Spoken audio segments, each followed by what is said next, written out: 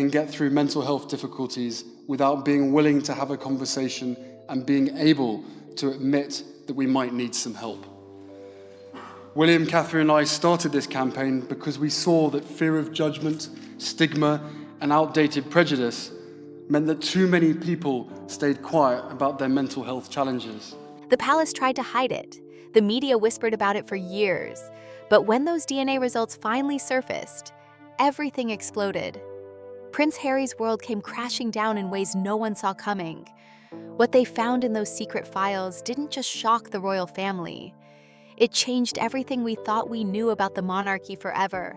The truth was hidden in plain sight all along, and when Harry finally learned what they'd been keeping from him, his reaction left the entire world speechless.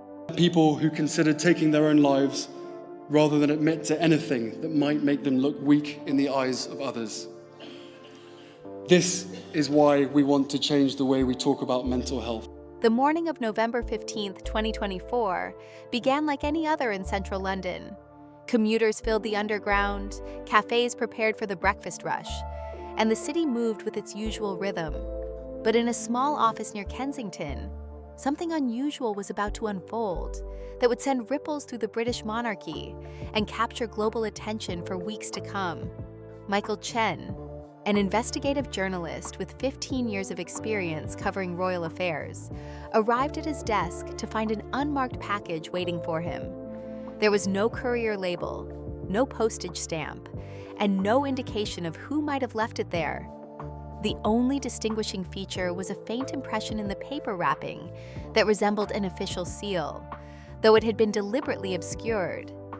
Chen had received anonymous tips before, but something about this delivery felt different. The weight of it, the careful packaging, the complete absence of identifying information, all suggested that whoever sent it understood the gravity of what they were sharing. Inside the package were approximately 20 pages of photocopied documents. The quality of the copies was poor in places, as if they had been reproduced multiple times to distance them from their source. Yet certain details remained clearly visible. Medical terminology filled the pages, along with dates spanning back over a decade. References to genetic markers and laboratory procedures appeared throughout. Most striking was the presence of what seemed to be official letterhead from a private medical consultancy known to have served the royal household in the past. At the top of several pages, the words private and confidential had been stamped in red ink. Chen spent the next several hours examining the documents, cross-referencing names and dates against his own archives of royal family information.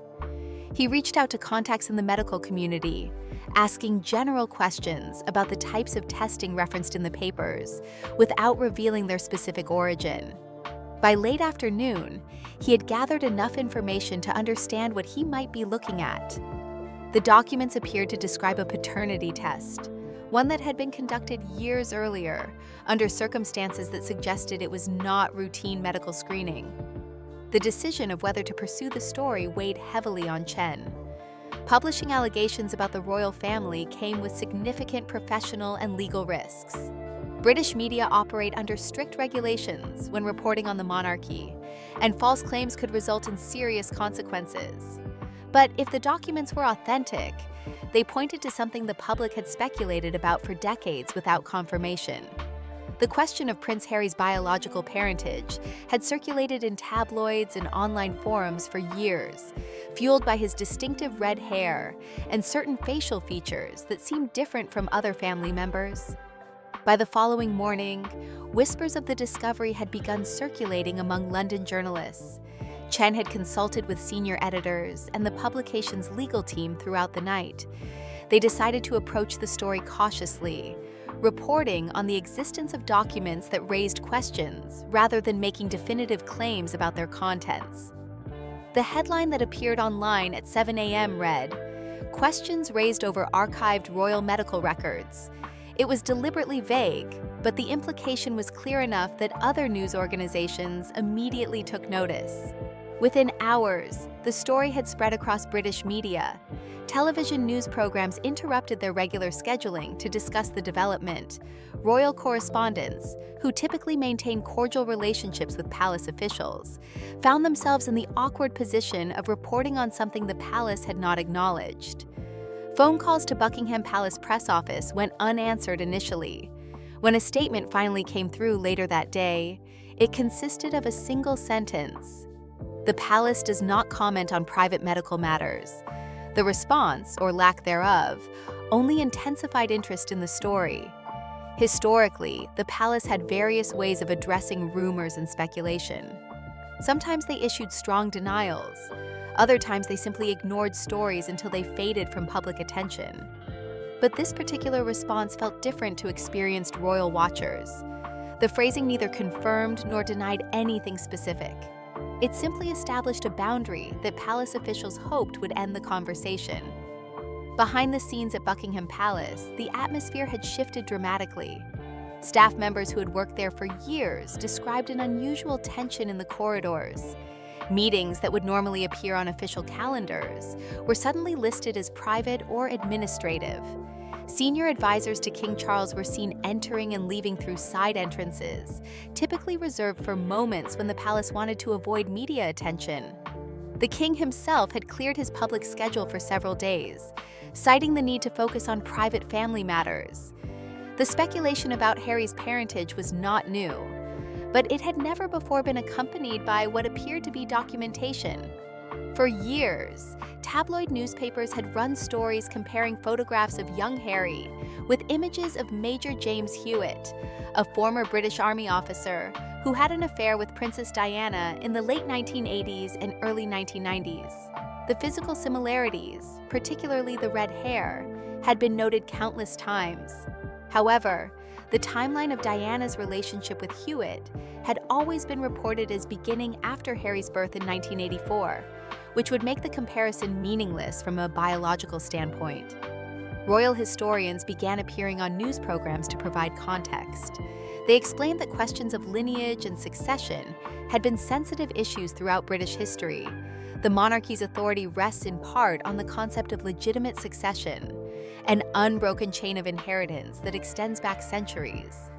While the modern royal family has survived numerous scandals and adapted to changing times, matters touching on the direct line of succession remain particularly delicate. Prince Harry, though no longer a senior working royal after his move to California with his wife Meghan, was still fifth in line to the throne at the time. Any suggestion that his biological heritage differed from official records would raise complex legal and constitutional questions. Public reaction to the emerging story divided along predictable lines. Supporters of Harry and Meghan largely dismissed the renewed speculation as another attempt by certain media outlets to undermine the couple, who had been vocal critics of press treatment since stepping back from royal duties. They pointed out that similar rumors had been thoroughly investigated and debunked by multiple sources over the years. Critics of the couple, however, saw the new documents as potentially validating long-held suspicions. Social media platforms became battlegrounds, where both perspectives clashed repeatedly. What made this moment different from previous episodes of speculation was the apparent existence of actual medical documentation, however unclear its provenance might be. In previous years, the conversation had been purely theoretical, based on physical appearance and circumstantial timing. Now, there seemed to be something more concrete to discuss, even if its authenticity remained unverified. The journalism community itself was divided on how to approach the story. Some argued that publishing anything based on anonymously provided documents was irresponsible. Others maintained that if such tests had actually been conducted in secret, the public had a right to know. As the first week of coverage continued, more details began emerging from sources claiming familiarity with palace operations.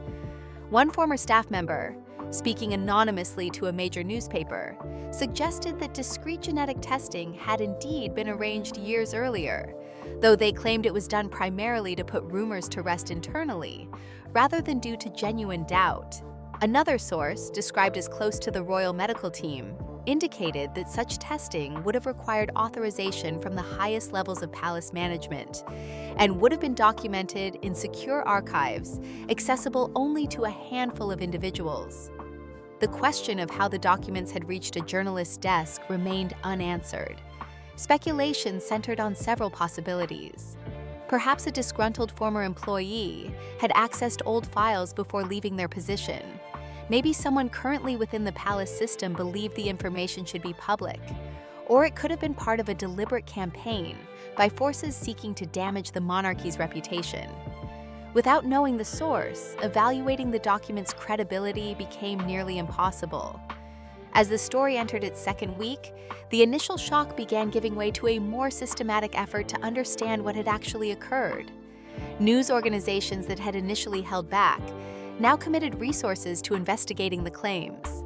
The British press, known for its aggressive pursuit of royal stories, deployed reporters to trace the document's origins, while legal teams examined whether publishing more specific details would cross ethical or legal boundaries. The investigation took on a life of its own when additional sources began coming forward, each adding fragments of information that seemed to support the existence of genetic testing within royal medical records. A retired palace administrator, speaking on condition of anonymity, told reporters that around 2010 there had been an unusual request for medical files to be reclassified to a higher security level. The administrator claimed they had found it odd at the time, because the files in question appeared to relate to routine health screenings rather than anything obviously sensitive. When pressed for more details, the source declined to elaborate, but suggested that anyone with access to the palace medical archives from that period would find irregularities in how certain documents were cataloged. This revelation prompted journalists to look more closely at the palace's record-keeping practices. Freedom of information requests were filed, though most were quickly rejected on grounds that medical records fell outside the scope of public disclosure requirements. Still, the mere act of filing such requests sent a signal that the media was treating this as a serious investigative matter, rather than celebrity gossip. Legal experts interviewed by various outlets explained that if genetic testing had been performed on members of the royal family, it would likely fall under multiple layers of protection, including medical privacy laws, national security provisions, and the unique legal status afforded to the monarchy itself. Meanwhile, security officials at Buckingham Palace had launched their own investigation into how confidential documents might have been leaked. Former intelligence officers familiar with palace security protocols told reporters that such breaches were taken extremely seriously. The palace employed both private security firms and maintained close relationships with British intelligence services for matters involving potential threats to the institution. Tracking down the source of a leak typically involved examining access logs, interviewing staff members, and in some cases conducting digital forensics on palace computer systems. The investigation grew more complicated when a second set of documents surfaced, this time delivered to a different news organization. These papers appeared to be related to the first batch, but contained additional information about laboratory procedures and chain of custody protocols for biological samples. The authenticity of these new documents was immediately questioned. Some analysts suggested they might be fabrications designed to muddy the waters and make it harder to distinguish genuine leaks from false information. Others argued that the technical details were too specific to have been invented by someone without genuine access to medical testing procedures. Dr. Sarah Mitchell, a genetics expert at Imperial College London, who was not involved in any royal testing, agreed to review redacted portions of the documents that had been made public. Speaking to a BBC interviewer, she explained that the procedures described were consistent with paternity testing methods that would have been standard practice in the time period indicated. The documentation referenced specific genetic markers and analytical techniques that were appropriate for establishing biological relationships. However, Dr. Mitchell emphasized that without access to the original documents and without knowing the laboratory that performed the work, it was impossible to verify whether the tests had actually been conducted or what their results might have shown. The palace's strategy during this phase appeared to be one of containment rather than outright denial. Press officers continued to decline to comment on what they termed private medical matters, But behind the scenes, efforts were underway to identify and seal off any remaining sources of leaks.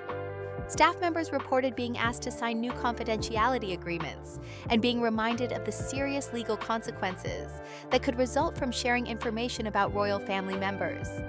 Several employees who had left palace service in recent years received phone calls from palace lawyers, reminding them of non-disclosure agreements they had signed during their employment. Public interest in the story remained intense, driven partly by the mystery surrounding what the documents actually revealed. The fragments that had been published or described by journalists were tantalizing but incomplete. They confirmed that testing had likely occurred, but provided no clear indication of the results. This ambiguity allowed both supporters and critics of the royal family to interpret the situation according to their existing beliefs. Those sympathetic to Prince Harry argued that if the tests had shown anything problematic, the results would surely have been leaked in full, rather than released in cryptic fragments. Those more critical suggested that the partial nature of the leaks indicated an ongoing struggle within palace circles between factions that wanted transparency and those committed to protecting institutional secrets. The investigation expanded beyond London when reporters began looking into the private medical facilities that had historically served the royal family. Several exclusive clinics and laboratories in the UK and Switzerland had provided services to senior royals over the years, operating under strict confidentiality protocols. Journalists made inquiries at these facilities but were met with categorical refusals to discuss any clients or services. Medical professionals at these institutions were bound by both professional ethics and specific contractual obligations that made discussing royal patients essentially impossible without facing severe legal consequences. International media picked up the story with varying degrees of seriousness. American outlets, less constrained by the UK's complex relationship between press and monarchy, published more speculative pieces exploring what genetic revelations might mean for the British royal family. Some focused on the human interest angle, discussing how questions of paternity affect individuals regardless of their social status. Others took a more constitutional approach, examining whether discoveries about biological heritage could have any impact on succession rights or the legal standing of the monarchy itself. Legal scholars pointed out that British succession law had evolved significantly over centuries and was based primarily on legitimacy as understood at the time of birth, rather than on modern genetic testing. Even if DNA evidence suggested something different from official records, it would not automatically change someone's legal status within the line of succession. The law recognized the heir born to the marriage, and challenging that status would require extraordinary legal proceedings that seemed unlikely to occur given the complexities involved. As more information trickled out, a picture began to emerge of how such testing might have been authorized. Sources suggested that concerns about persistent rumors had led senior advisors to recommend discrete verification testing sometime in the mid-2000s. The rationale, according to these accounts, was that having scientific confirmation of family relationships would allow palace officials to confidently dismiss speculation rather than simply refusing to address it. The testing would have required approval from the highest levels of palace management and possibly from senior royals themselves. One particularly detailed account came from a source described as having worked in the royal household during the relevant period. This person told investigators that genetic samples had been collected during routine medical appointments to avoid arousing suspicion. The samples were then sent to a specialized laboratory with expertise in discrete testing for high-profile clients. Results, according to the source, were provided in sealed documents directly to a senior advisor, rather than being entered into standard medical records. The entire process was designed to leave minimal documentation trail and to limit the number of people with knowledge of what had been done. The credibility of such accounts remained difficult to assess. Palace officials consistently refused to confirm or deny any specific claims, maintaining their position that medical matters were private. However, the refusal to issue strong denials led many observers to conclude that something significant had indeed occurred. In past instances where false claims had been made about the royal family, the palace had not hesitated to state clearly that allegations were untrue. The The careful language being used in this case suggested a more complicated situation. Meanwhile, historians began examining whether similar situations had occurred in British royal history. They found numerous instances where questions of parentage had arisen, though these were typically resolved through the social and legal conventions of their times, rather than through scientific testing. The introduction of DNA analysis in recent decades had created new possibilities for answering such questions, but it had also created new dilemmas about whether such answers were desirable or necessary. The story took a deeply personal turn in late November, when reports emerged that Prince Harry had been informed about the leaked documents and the ongoing media investigation.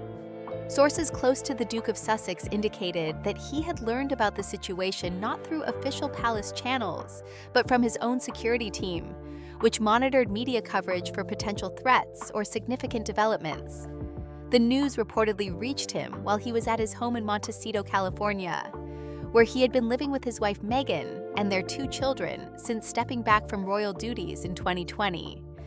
Those familiar with Harry's initial reaction described him as surprisingly calm, though deeply troubled by the resurfacing of questions he had lived with for most of his life. Unlike previous instances of media speculation about his parentage, this time there appeared to be documentary evidence behind the claims. Friends of the couple suggested that Harry had long ago made peace with uncertainty about such matters, having grown up surrounded by whispers, and knowing that some questions might never be fully answered. However, the existence of actual test results that had apparently been kept from him raised different concerns about trust and transparency within his own family. The decision about how to respond weighed heavily on Harry and his advisors. Remaining silent might be interpreted as either having something to hide or being unbothered by the allegations. Issuing a statement could give more oxygen to a story that might eventually fade if ignored. There was also the question of whether responding would require coordination with Buckingham Palace, something that had become increasingly complicated given the strained relationship between Harry and the institution following his departure from royal duties and his subsequent public criticisms of how the family had treated him and Meghan. While Harry considered his options in California, developments in London were making the situation increasingly difficult to ignore.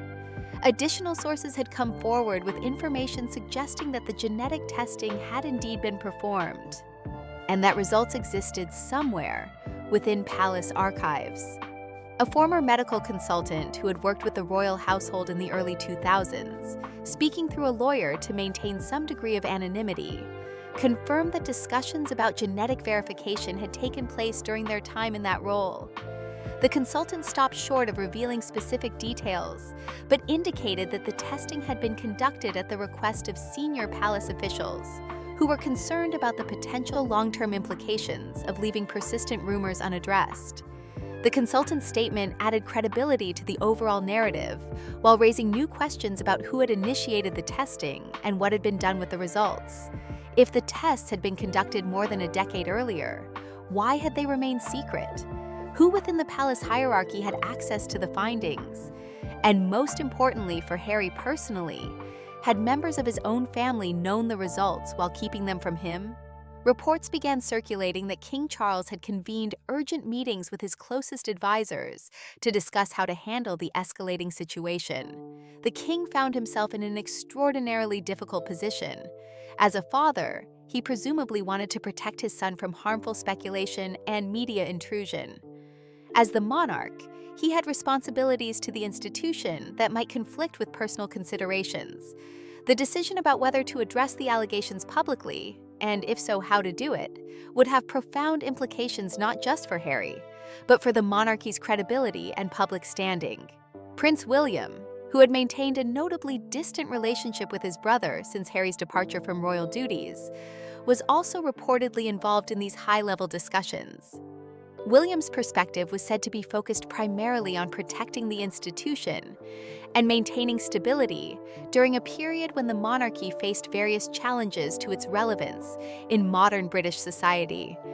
The relationship between the two brothers, once close but now strained by a series of disagreements and public statements, added another layer of complexity to an already difficult situation.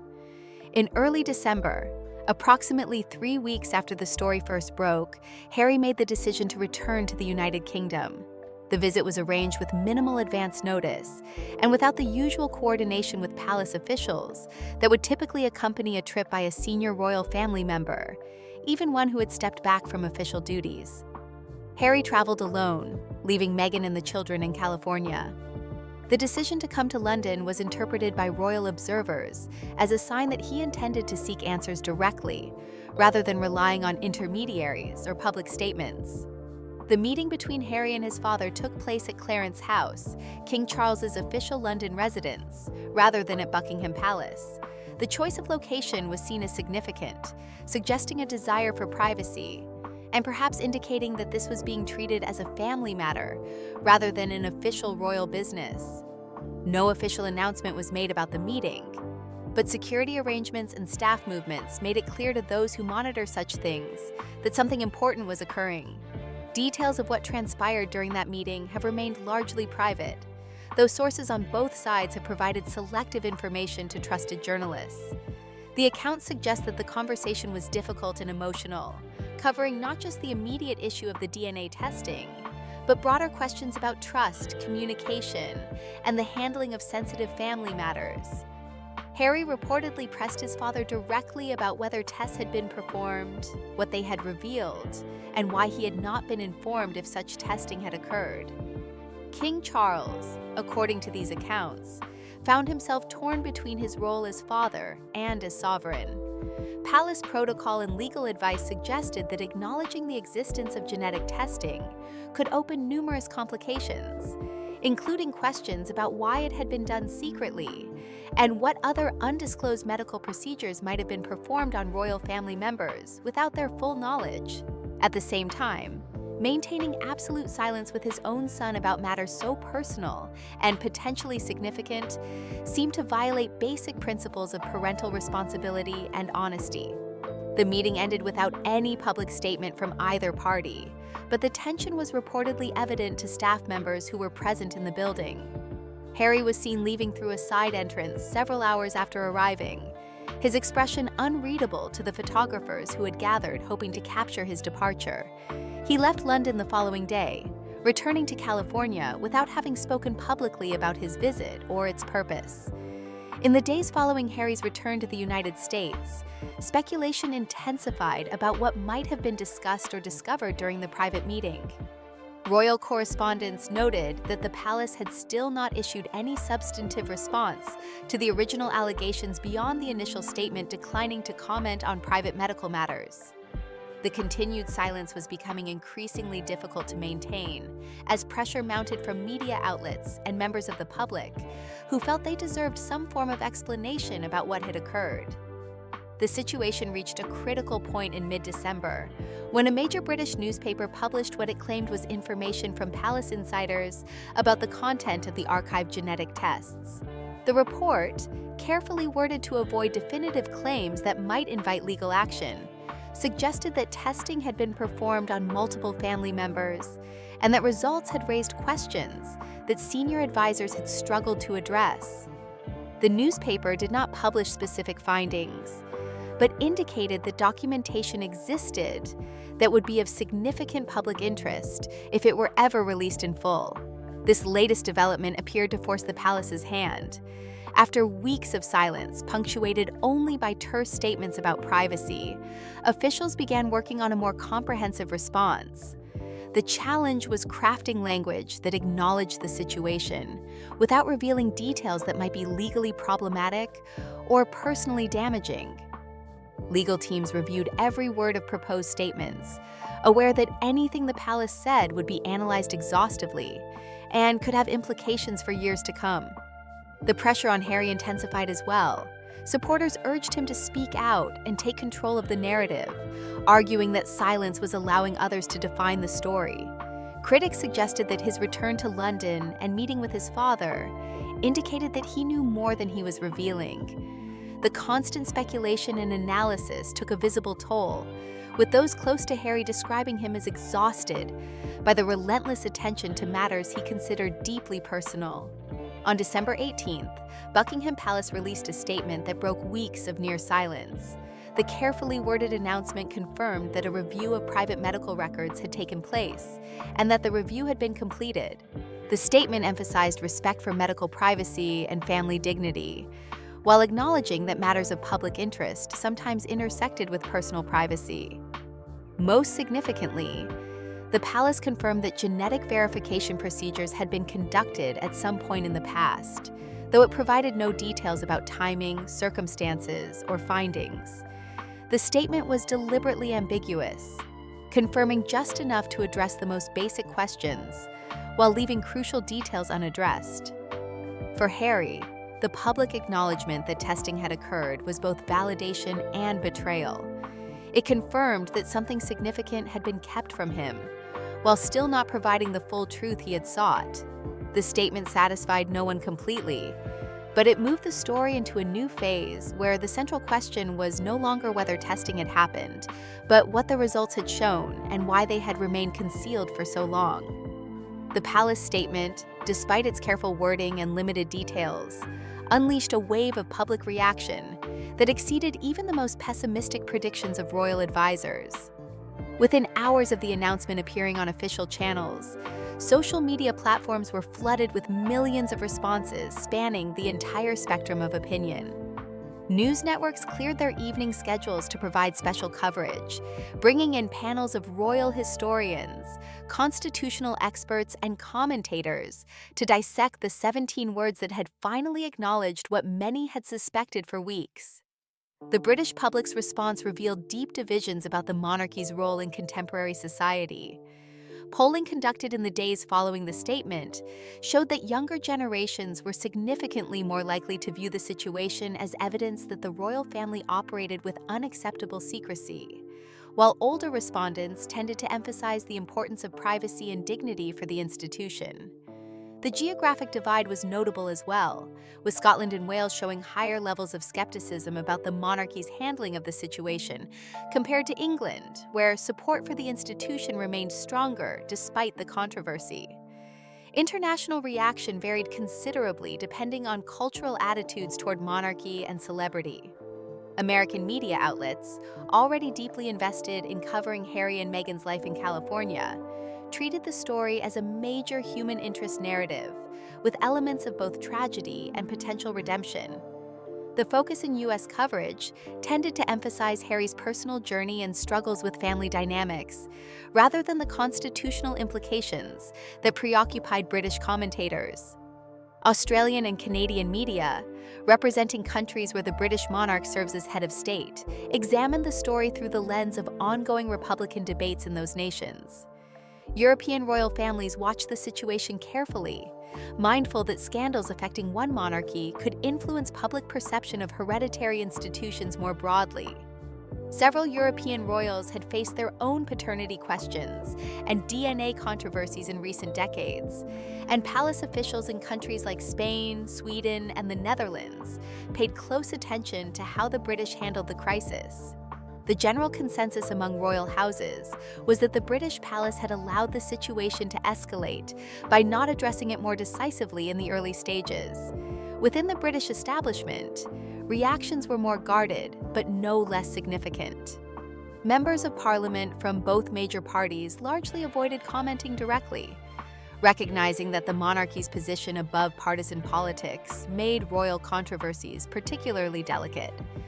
However, some MPs known for Republican sympathies seized the opportunity to raise questions about transparency and accountability in an institution that receives substantial public funding.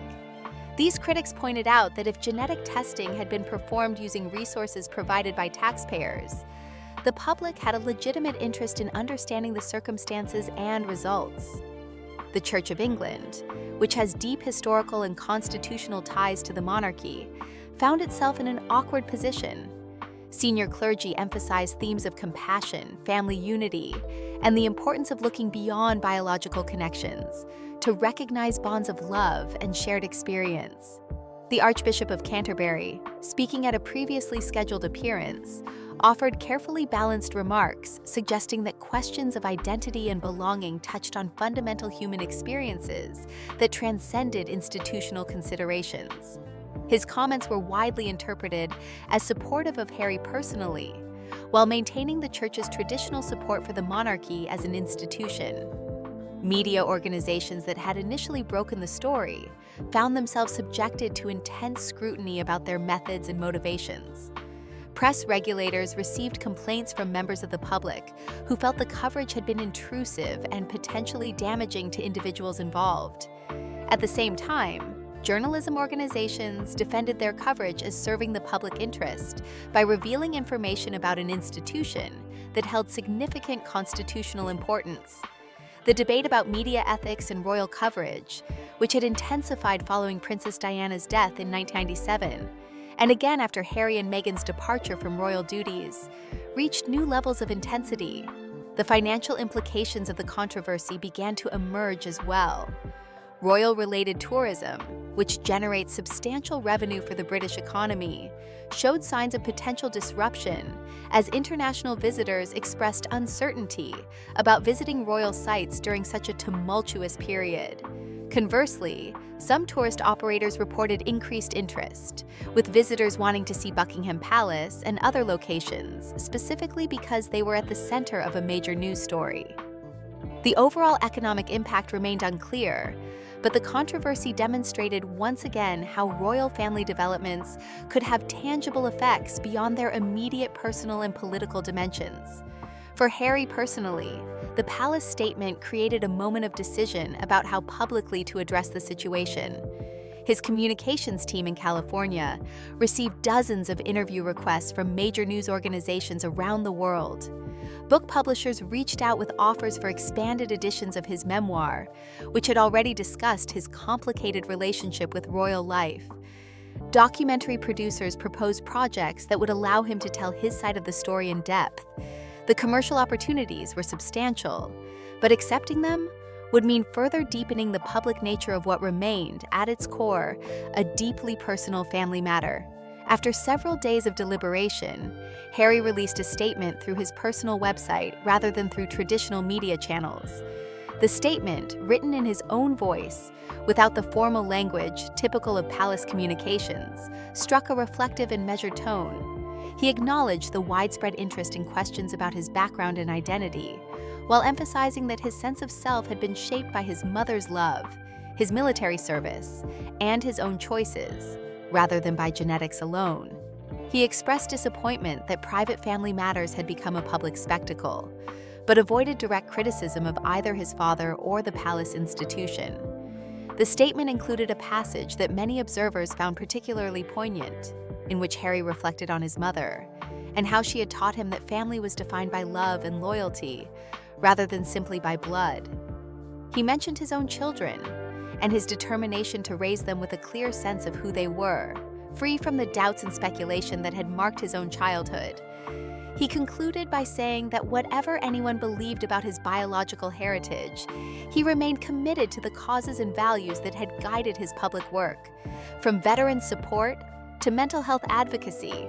Public reaction to Harry's statement was mixed, but generally more sympathetic than responses to the palace's earlier announcement.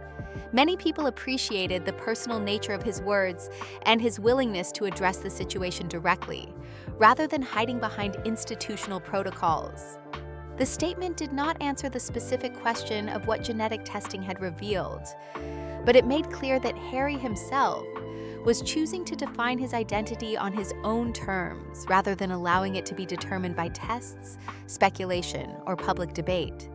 Meghan, who had remained largely out of the public eye during this period, was photographed for the first time since the controversy began, when she and Harry attended a charity event in Los Angeles. The couple appeared united and composed, sending a subtle message that they were moving forward together regardless of the speculation swirling around them.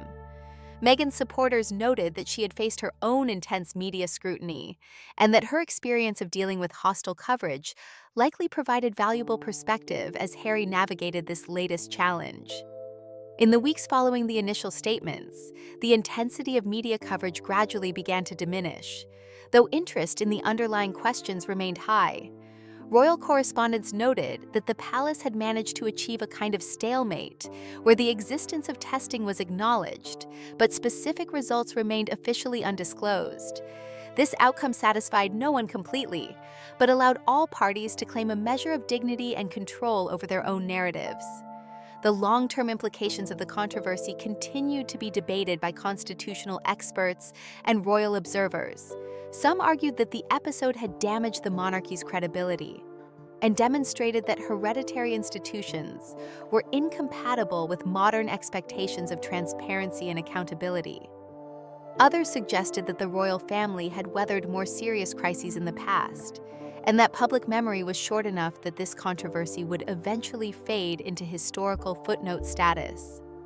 For Harry, the situation crystallized long-standing tensions between his desire for privacy and autonomy on one hand, and his unavoidable connection to one of the world's most scrutinized institutions on the other.